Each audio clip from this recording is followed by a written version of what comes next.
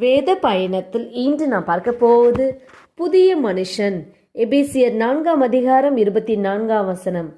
மெய்யான நீதியிலும் பரிசுத்தத்திலும் தேவனுடைய சாயலாக சிருஷ்டிக்கப்பட்ட புதிய மனுஷனை தரித்து கொள்ளுங்கள்.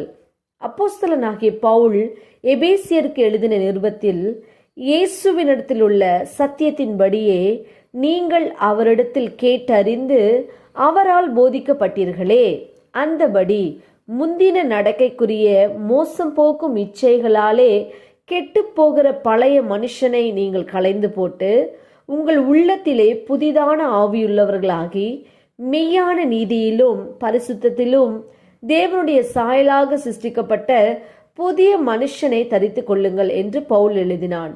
ஆம், பழைய மனுஷனை நாம் களைந்து போட்டு நம் உள்ளத்தில் புதிதான ஆவியுள்ளவர்களாகி புதிய மனுஷனை தரித்து கொள்வோம்.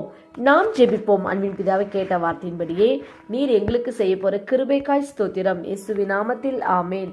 கர்த்தர் தாமே இந்த வார்த்தைகளை கொண்டு உங்களை ஆசீர்வதிப்பாராக. ஆமேன்.